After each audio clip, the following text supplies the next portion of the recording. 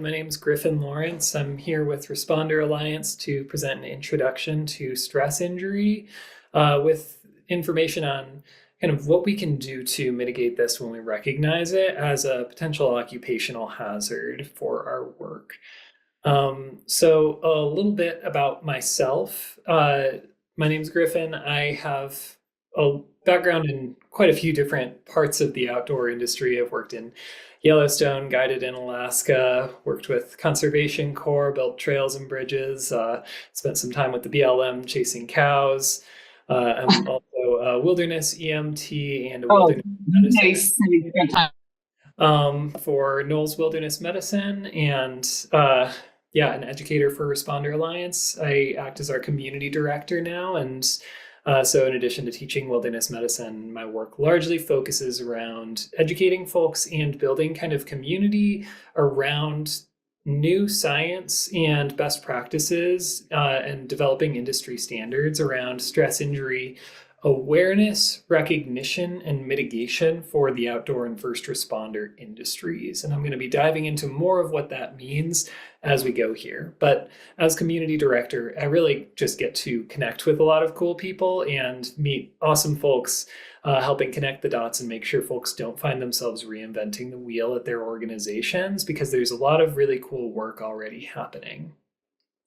So that's a little bit about who I am. I'm also with Lander Search and Rescue based in Lander, Wyoming. And so a lot of the work I'm going to be talking about today is coming out of my personal work as a volunteer with our resilience team in Lander. We operate in the Wind River range of central Wyoming. And so I help head up our efforts to protect our responders and our rescuers from stress injury that may occur in the field, as well as providing psychological care to patients, subjects, their families, and witnesses, and anyone who may be experiencing psychological impacts or potentially trauma as a result of something that happens in the wilderness. So we are going to be talking about some things that can potentially be a bit heavy. We're not going to be diving into stories, no dramatic details, or hopefully super triggering events or anything. But we're going to be touching on subject matter around the stress response. And it's possible that that could bring up a couple of thoughts, memories, might notice heart rate picking up, things like that. I promise not to dive deep into anything, but if you do notice that, it's just worth recognizing that that's a healthy response to engagement with things that could be stressful. And we're just going to kind of keep on rolling through it, and we'll be done in about 50 minutes here. So a bit about Responder Alliance. Responder Alliance was founded by Laura McGladrey, who's a subject matter expert in stress, trauma, and resilience, as well as a former river guide and mountain rescuer and ski patroller who has spent a lot of time working with various aspects of the outdoor and emergency response industries, helping develop best practices for stress injury prevention.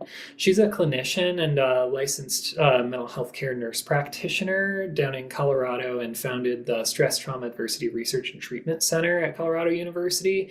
And her research largely focuses around how we can use the scientific method as a way to develop best practices that are applicable to the field, so that we can actually go out and do our jobs without having to dive way into the research, but also know that what we're doing is going to work, or it's at least likely to. Responder Alliance was founded by her to act as a leader for stress injury and resilience education. We educate outdoor professionals, including we work with some of the busiest national parks in the world. We educate a lot of guiding companies, including some of the largest ones in the world. We work with all kinds of outdoor organizations, as well as first responders of pretty much all types. And we provide education on tools and best practices that have been developed for field-based use by lay providers to help mitigate stress injury. That was a heck of a mouthful, but that's basically what we do. We're educators, and we're here to help give y'all things that are actually applicable to your work. We do offer additional training. This is an introductory session. I'm going to be talking about some of the materials that we offer and that are available. This isn't meant to be a super deep dive into our curriculum, but this is an introduction. Further training and tools can be found on our website if you want to learn to apply these things to your work and to your organizations. Then we also have a great community of all different types of professionals. Tomorrow I'm hosting a free outdoor professionals community meeting. I know that y'all have events here that are obviously the priority, but I host those monthly. And so every month, if y'all are interested, you can come actually talk to other outdoor professionals about the work they're doing. That's also part of our work. So thisresponderalliance.com link can get you hooked up with details. When we're talking about stress injury, our goal is to introduce a common language that we can use to protect ourselves. This idea of a stress injury, as opposed to just talking in terms of mental health and mental illness, this is language that actually comes out of the military originally. The term stress injury helps us to understand that it's not necessarily that we have a mental health disease or disorder if we're feeling impacted by stress. We can just be injured by occupational stress exposure in the same way that we can be injured by other things. And if we can develop and use a shared language around what can injure us and how we get injured and how we recognize that we've been injured, then we can recognize things early instead of waiting for late changing symptoms where the stress has overwhelmed us for a long time. As a wilderness medicine educator, I like to think of this in terms of like teaching head injuries, for example. If I'm teaching a head injury class, there are the mild symptoms that we would teach. Maybe someone has a little bit of dizziness or very brief amnesia, a slight headache. Those mild symptoms are really important for us to recognize, as are the more severe symptoms of, long-term amnesia, difficulty forming new memories, loss of responsiveness. But with stress, we've oftentimes only had the language to talk about the really severe symptoms like post-traumatic stress disorder. People talk about trauma quite a bit, but if we don't talk about it until we get to the most severe end of that spectrum, then we don't have a way to recognize the early changing symptoms that might act as warnings that stress is starting to impact someone. We also don't have a chance to recognize when we have early opportunities for intervention to come back to living healthy lives where we enjoy our careers and feel great, which is ultimately why we went into this industry. I love my time in the outdoors, and that's certainly why I joined the industry. Now, early symptoms of stress injury are easy to recognize, but they're oftentimes pretty familiar because we are oftentimes kind of on the spectrum of being stress impacted, feeling like stress is starting to affect our work and our lives without necessarily being fully injured. Those early warning signs could be things like not feeling well, not wanting to do your work anymore, not wanting to get out of bed in the morning. And if we can recognize those things early, then we can intervene and say, you know what, this stress is already starting to have an impact on me. Maybe I should start to do the things that are going to help me de-stress and come back to a healthy baseline where I'm feeling well and feeling like myself again, feeling like a member of a healthy community before I take on more stress exposure. And those of us who are in leadership positions in our teams can also delegate responsibilities in a way that helps make sure more stressors aren't being put on the folks who are already at higher risk of stress injury. We do know that stress injury in the more severe senses does occur during times where we're already stressed. So if we can recognize it early, we can just reverse it early and go back to being healthy before exposure to the next event. This is this idea of a stress continuum, and the stress continuum was originally developed by the Marine Corps actually as a way to help tell whether or not folks were ready for the stress that they were likely to take on. And it is a really powerful tool in that context, but Laura, the founder of Responder Alliance, recognized that this tool could be equally applicable to really any of our lives if it was adapted to fit our more likely situations, so that we can again recognize this middle ground between being really good and being really hurt. Now, this kind of helps us see what a full-blown stress injury would look like. If we develop a long-term injury, the signs and symptoms can be pretty severe. We might have insomnia and intrusive thoughts, these things that we would typically associate with post-traumatic stress disorder, but it's a long walk to get there typically. It's not something that happens overnight. We can also see what health looks like, what being green and ready for the next stressor would look like. And that typically is living a pretty healthy and happy life. We may be emotionally available and have room for learning and dealing with complex environments. This is where, if we're working with like visitor safety, for example, maybe we have a lot of room to have complex conversations with folks and we feel ready to engage when they're asking difficult questions. We also experience more gratitude and vitality, sense of desire to continue doing what we're doing.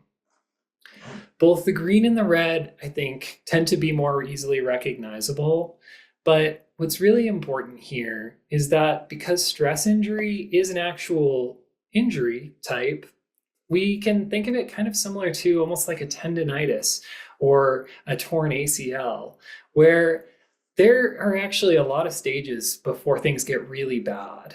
And so when we've been exposed to a bit more stress than we're ready to handle at a point in time, or we're exposed to more stressors than things that are helping recharge us, then we are going to experience a pretty expected and predictable trajectory from green closer into the yellow and orange and potentially red if the stress exposure is high enough over a short enough period of time and without time for recovery. If we start following that predictable trajectory, which oftentimes we see for our seasonals over the course of a season, as you know, I remember as a guide getting 1 day off per week between 14-hour days, and that definitely was more stress than my body even had time to really recover from. You just start getting exhausted. And that's okay if you have a plan to return to this green, healthy baseline afterwards. But when we start experiencing more stressors than our bodies are really able to recover from, then we're going to experience predictable sleep loss, might have some fatigue, might have a shorter fuse. And these are things that are predictable because stress is really our ability to rise to the occasion and meet a challenge. It's that fight or flight response that many folks are familiar with, where we mobilize energy to rise to an occasion and accomplish something. If we think about those adrenaline and cortisol responses that help us fight or flee, those things aren't always helpful in the long run. We don't actually want to be in a fight mode or a flight mode long term, and that's where we might start seeing criticism or, jumping to anger. These things are actually expected in the face of long-term stress because it's how our brain would protect ourselves if we were, for example, in a war zone, where the long-term stress is actually a very real challenge and threat to our personal safety. It's okay to not sleep well because you might need to not be sleeping well in order to protect yourself. Now, if it's just a busy season on the river, that's actually kind of different. Hopefully we don't need to be jumpy. But if we can recognize that that's our brain doing exactly what it should be doing in response to a mid to long-term stress exposure, then at least we're not making a problem where there is none. It's actually a healthy and predictable response. And if we recognize it, we can work our way back towards green.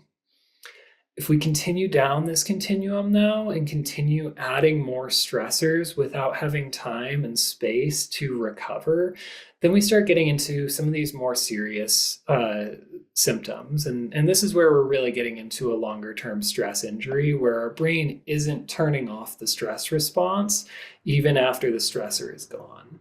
And so when we start getting to nightmares and feeling trapped, when we start feeling terrible about our work or not caring about what we do anymore, we're starting to see that this is really impacting our quality of life. And again, that is a healthy and normal brain response to an abnormal situation where the stress and challenges or the perceived threats just keep coming. It's less helpful when it's impacting our ability to do our work correctly and to live a healthy life, which is ultimately oftentimes a big part of the reason why we're doing our work. We choose these careers because we love them, so we don't want to lose track of that. What's really important here is that for folks who experience too much stress over the long term, either in the form of a single really major incident, potentially traumatic event that happens in their work or in their personal life, or over the course of extensive depletion, if we find ourselves in the red, it can feel kind of hopeless, but it is possible to actually fight our way back. And that's something that's oftentimes lost in discussions around things like PTSD and just long-term stress in general. If we only talk about it when it's a full-blown disorder that's really impacting our lives, it makes it sound like there's something wrong with us instead of us just having been exposed to a bit too much too fast. But it is possible to work our way back, and I'm going to talk about that in a minute here.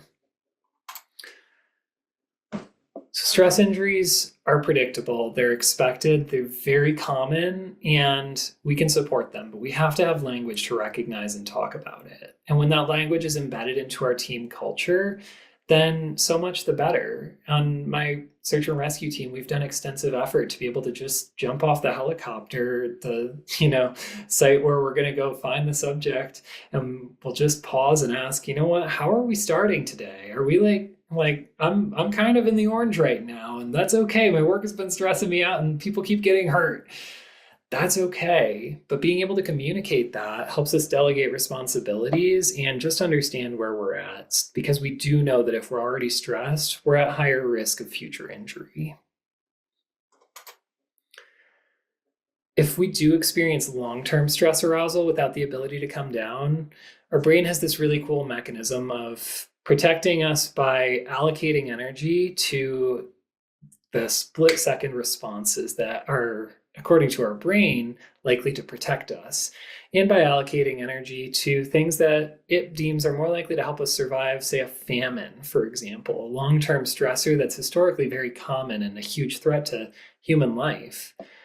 So our brain's going to reallocate resources. It's going to start storing up body fat in case the food reserves run out. That's predictable, and it's actually a really smart response. We're not going to sleep well in case we need to be a bit jumpy. We might have pathological fractures or be more likely to break bones because our brain actually is telling our body we can't spare the energy to reinforce bone density right now. We're putting it to the brain instead. We can see that these are physical injuries, right? Chronic inflammation, that these things are actually very physical and they're measurable. And so we don't want to just talk about it as some vague kind of uncertain concept. This is an actual occupational hazard that we can recognize, and there's very extensive evidence to back this up. It's something that we can just talk about and manage the way we manage any other workplace risk. So in this discussion, it's important to talk briefly about how stress injuries do form before we talk about what we can do to protect ourselves and our teams from them. We've got kind of these three pieces that when added together can result in stress injury, or at least put us at much higher likelihood of it. Depletion stress is really that seasonal stress that I was talking about. It's where we just keep adding more stressors. We just keep pulling from our energy reserves without time to replenish them. And I think most, if not all of us, can probably relate to depletion stress from thinking about like 2020, 2021, for example, where the stressors just kept getting added and we kept thinking, oh, when things go back to normal, then I'll get better. But over time, we kept depleting our battery without adding too much to recharge it. And that's where we're going to experience that predictable trajectory where we just slowly inch away from green and towards being closer to red and stress injured. Now, if we add on to that mission stress, which is a somewhat fuzzy or murky concept, but it's a really important one. We definitely see higher likelihood of challenge. And so mission stress is really, it's a unique idea. It's basically when our motivations for doing our work are challenged, often by the nature of the work itself. And what I mean by that is if we feel unable to accomplish the goal that we set out to accomplish, we're unable to protect the stretch of river because the visitors are not respecting it and they're coming in too high of numbers for the funding we've been allocated. Or we're out here on a rescue and we don't have the type of resources that we need to access the person who's stranded. These are situations where our ability to accomplish the mission that we set out for is actually challenged. And we might feel a little bit helpless even. That is mission stress. And when we feel like we're not able to accomplish what we came here for, it just leaves us at higher likelihood of stress injury. Traumatic stress, we're going to talk more about in a minute, but these are the big events, the potentially traumatic events where potentially someone gets injured or killed out on the river or on land that we're responsible for or land that we're recreating on, whether it's someone in our party or someone else who's out there either recreating or working. That is oftentimes kind of the thing that knocks over the row of dominoes. And if we add all three of these together, we kind of have a recipe for stress injury. And so we should be expecting that. And if we expect it, then we can recognize and mitigate it. It is possible to get injured with any of these without the other ones. You don't have to have these together, but this is where it's going to be the highest likelihood of injury. So I have introduced a lot so far. This common language is really powerful, and some folks may have already been exposed to it. I know a lot of folks have seen the stress continuum at this point, but other folks may be finding this totally new. And when we talk about these things, as with any hazard that we're going to mitigate, it's oftentimes easy to just feel like things are dangerous. But the good news is there's a lot of really good work happening out of various national parks and our work at Responder Alliance, Laura's work at the research lab, and rescue teams all over the place. People around the world are working really hard to find ways to prevent and mitigate the damage caused by stress injury now that we have language for it. And these tools are things that Responder Alliance helps develop and then conducts scientific peer-reviewed research on in partnership usually with Colorado University Anschutz. And so these tools are things that we want to make sure actually stand up to the scientific method and can be replicated. They also oftentimes do require a bit of training to be able to use effectively, especially in the field.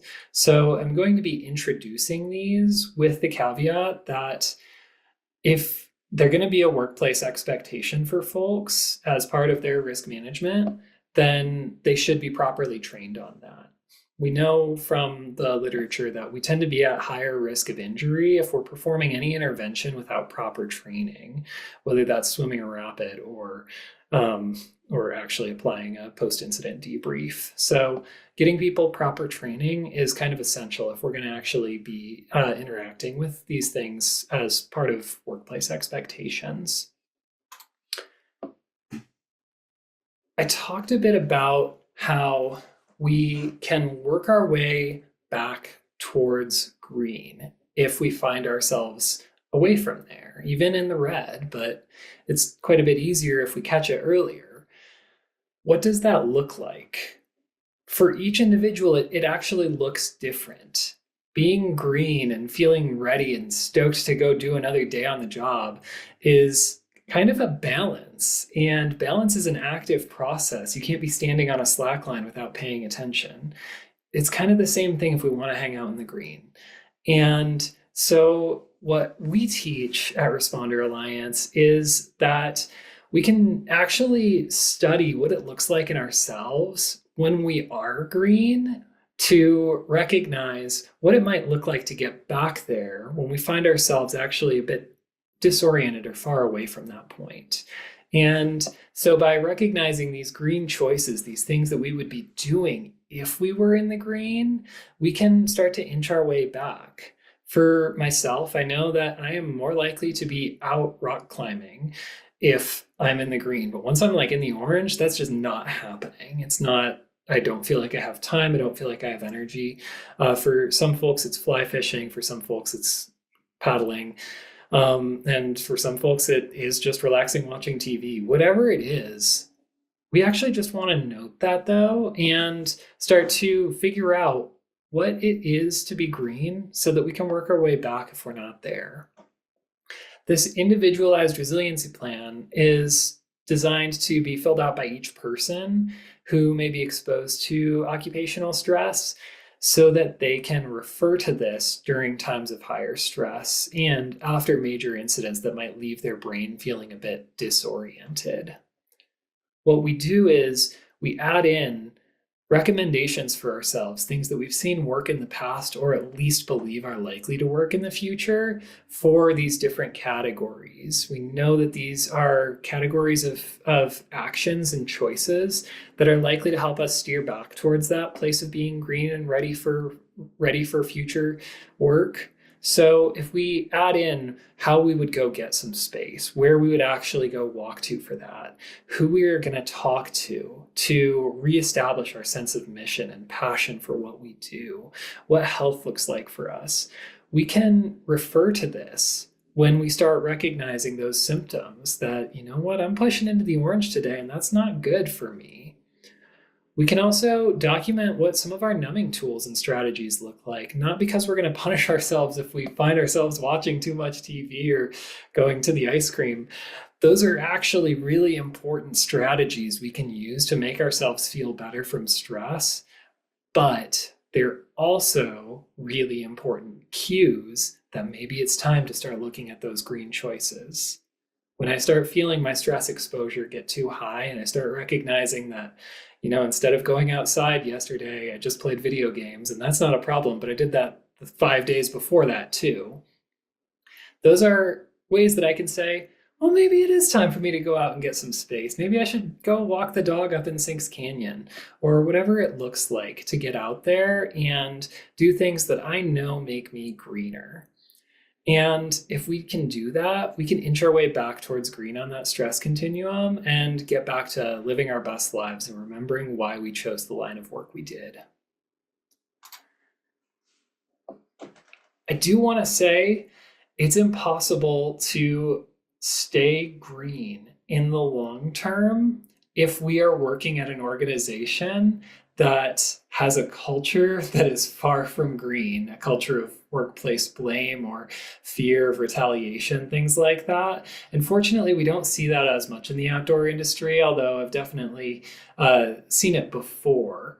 What we can do as a team, though, is we can actually develop this operational resilience plan around things like rituals and healthy practices as an organization that help make the workplace somewhere that folks are more likely to stay green. And Responder Alliance has a full 4-hour training course on this idea of team stress awareness and health. But kind of the key pieces here are, do folks actually have fair warning that stress is something they're going to be exposed to at work that has the potential to injure them?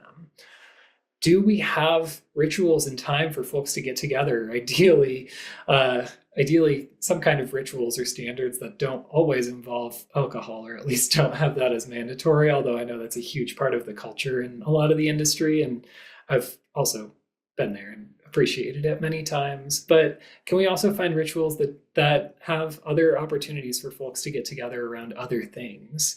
Are they standard year after year? Folks love that. We just know that that's something that as humans we crave. Do we reflect mission satisfaction and talk about why we're doing what we do and when we do it well?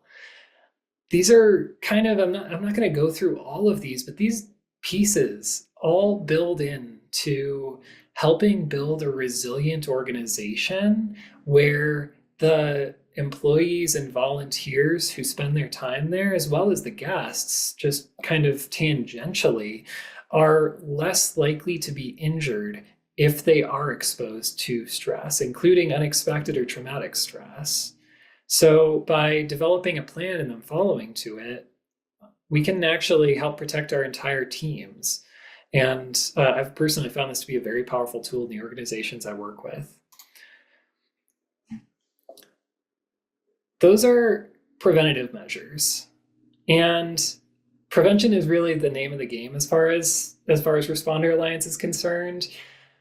We are not a team of mental health care clinicians. Our founder and director is a clinician, but the rest of us are lay providers who actually go out into the field and use these things, not as clinicians or therapists, but as folks who have a basic level of training that the evidence has shown us is not going to do harm and is most likely going to help. And with that, we can provide basic levels of care that help bridge the gap between when someone is fully great, thriving, living their best life, and fully injured. For those of us who operate in austere environments, we can also help bridge the gap of care for folks who we're interacting with in the field, who we're later going to refer to a clinician. There are two major pieces to stress injury support that I'm going to introduce here, and they're two different skill sets that Responder Alliance has developed training on. The first one is psychological care for patients, which we apply in the field. For example, if we are on rescue or recovery and there are witnesses or family members nearby, we know that that's a point where all of those involved in the mission are at high risk of injury, especially if they're interacting with family members, friends, witnesses. Because it's incredibly stressful to do so. And providing them with tools for psychological care can be really helpful. It empowers them to act rather than them feeling helpless. After that, I'm going to introduce an incident support framework that we train on that offers a proactive approach to managing major incidents and potentially traumatizing events to follow up with and support our staff while also using evidence-based strategies for early recognition of long-term stress injury so that we can refer people to care when needed. First off, psychological support. Wow, I know I just keep going with this dense stuff, right? But hopefully it's empowering. And I'm going to leave time at the end for Q&A because I know there's a lot here. When we're providing psychological care to folks, it oftentimes is the same tools that work whether we're handling someone who's in distress at home, who just went through a rough breakup, or someone who just watched something really terrible happen in the wilderness. And we may find ourselves as austere professionals dealing with folks sometimes on the worst days of their lives, hopefully not often, but definitely as a mountain rescuer, I have been there, and I know some folks in this room probably have as well, hopefully not many.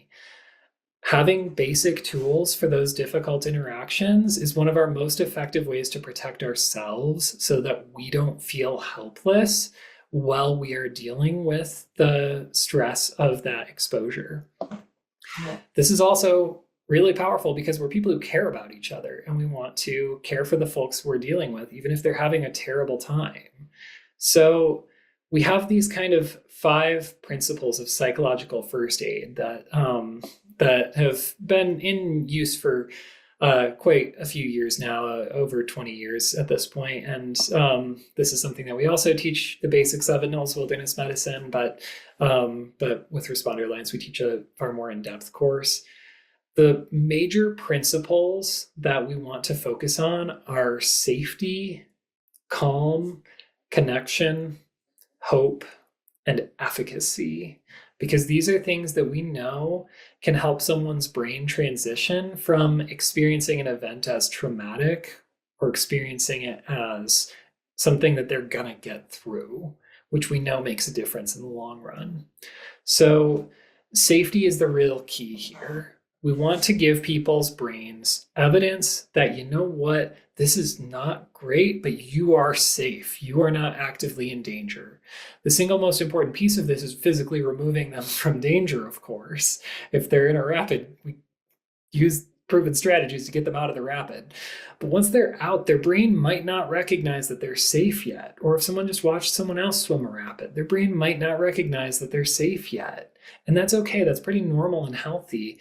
So we're going to actually use very simple methods to help reflect safety. Just saying things like, all right, now that you're safe, now that we've gotten you to safety, or, you know what? We have one of the best teams in the world working on this right now. We have some of the people that I look up to the most working on this, and they're going to do everything they can.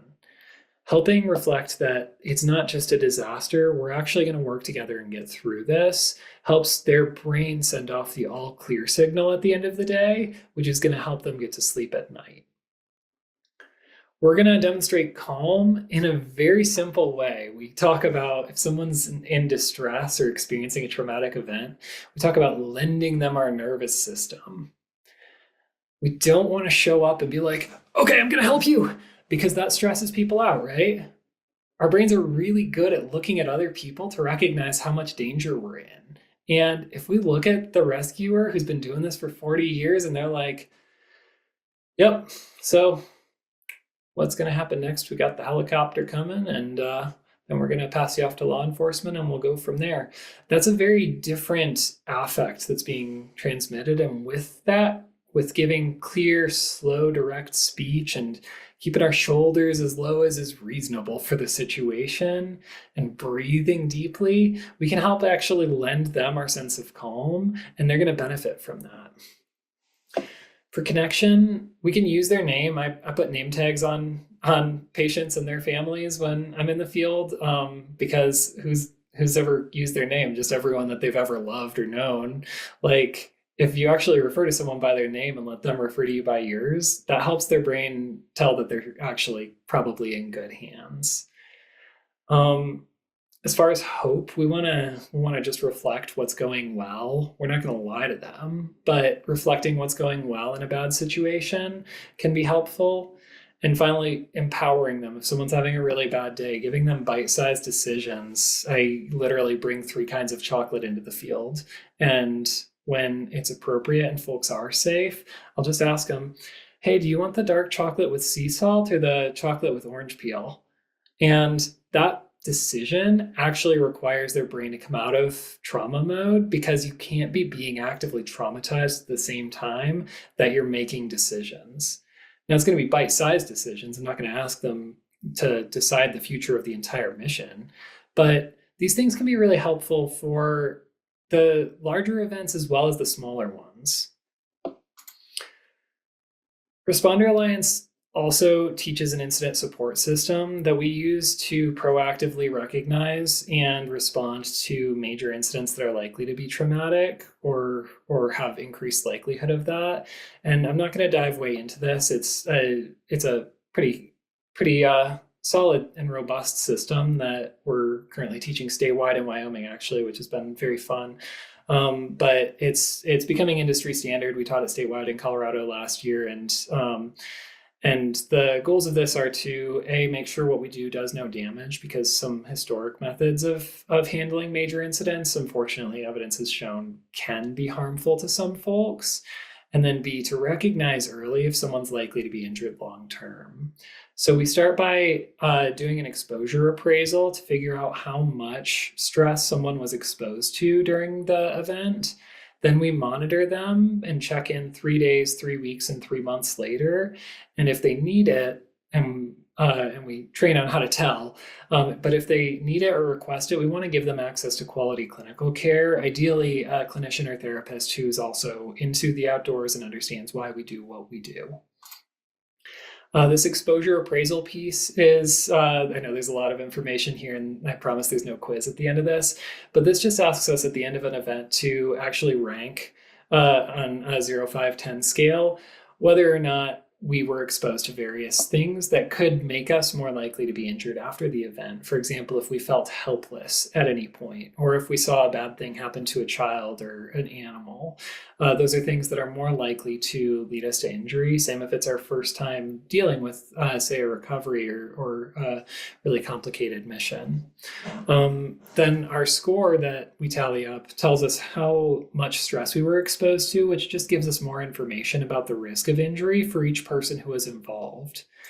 If risk of injury is high, then we would teach folks to follow up 3 days, 3 weeks, and 3 months after the event, which we have based off of pretty extensive literature on the stress response and the different ways that folks respond after major incidents.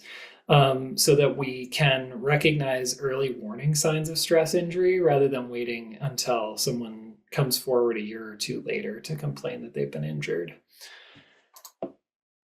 That was a lot of information, and I promise we're going to have time at the end for questions. So I'm going to give a brief overview of a couple resources and next steps here for organizations and individuals who want to learn more or dive into this and develop more kind of training plans or structures for resilience in your organizations. Remember, our goal here is to be proactive and to get these things in place before an incident occurs, while also giving folks what they need to recognize early warning signs so that we can spend more time in the green loving what we do. If these tools are going to be part of someone's job or role, then training on them is standard. That's the best way to decrease the likelihood of injury. So we do offer online and in-person training on these things. You can find more info on our website. For organizations that are wanting to develop structures for applying these, it can be a lot of change at first when you're trying to figure out where to start with all the tools that I just introduced. And so we've developed team memberships as well for Responder Alliance that we work with organizations, including national parks and guiding companies and also all sorts of other groups to help make a training plan and then provide structure and direction to make sure that folks are set up for success, not just training, but actually applying what they've learned. If funding support is needed, that's often available. Just talk to us and we'll work with you. We're in the process of launching a nonprofit foundation to help support that. So if you do want to talk about next steps for your organization, or oftentimes we'll also see regional or kind of local but interagency groups kind of applying these things, you can talk to me. I've got my email address here. You can also scan this QR code to schedule a meeting with me if you want to find a time to meet and chat about this. And with that, I want to pause for a few minutes and answer some questions. I just flew through a lot of information and I really appreciate everyone letting me roll through all that. Angie, do you want to field questions to me? Yeah. Well, first, thank you so much, Griffin. That was an awesome presentation. I learned stuff that I'm excited to think more about and learn more about. And I saw at the beginning of the session, someone mentioned about like, oh, is there an office version of this training? And I think this is great because you started to get into things that could totally apply to whether we're out in the field or we are in the office, or especially around the stress continuum and having language. And Yeah. thank you so much. It can apply to a lot of settings. I know I'm just going to throw some of my friends under the bus because I'm close friends with our like rations team at Knowles here in Lander, who like send all the food out on courses, and they do stress continuum check-ins every week. And they're the ones packing food for the courses and sending students out. It doesn't have to be just if you're an emergency responder. It works well in a lot of settings. Oh, that's great. If anyone does have any questions, you're welcome to put them in the chat and I can read them out. I've not seen any questions come in yet, but I'm seeing that lots of great comments. Brilliant presentation today, and yes, very applicable in many situations. Thank you so much. We'll give it a minute here. Yeah, I know it's hard to throw that much new information out and then be like, come to me with a very concise question in under 40 characters. But if you have a vague thought that you want me to talk more about, I'm happy to as well. We do have a few minutes. And to that comment on the individualized resilience plan, that is actually a fillable PDF when it's not in like the presentation format that we're using right now. So it's actually something that you can type in your answers to. Awesome. All right, I did see a question come in. How does stress response change based on the identity, background, or demographics of the person? Is there any research around that? Yeah, so I want to be very careful talking about this because I want to recognize that I am coming here from a certain background in life that other folks are not. And we all have different levels of lived experience that we have to carry with us as we go. What I can speak to is the fact that, which has been well documented in the literature, that stress exposure to various stressors is not additive for different identities. If you have different levels or tiers of marginalized identities, basically, and they kind of stack on top of one another, the stress exposure tends to multiply with those. And what we know about the stress response is that the more stressors we're exposed to, the more likely our brain is to perceive a threat and turn on a stress response. So I haven't seen specific research on the likelihood of a stress response being triggered for folks with different demographic backgrounds, but we do know that the stressors that folks are exposed to tend to be proportional to the stress response. And there are many types of training that we can use to increase our likelihood of being resilient to stress and staying green or returning to green relatively quickly afterwards. But we do know that stress exposure itself can vary. I hope that's enough of an answer to that question.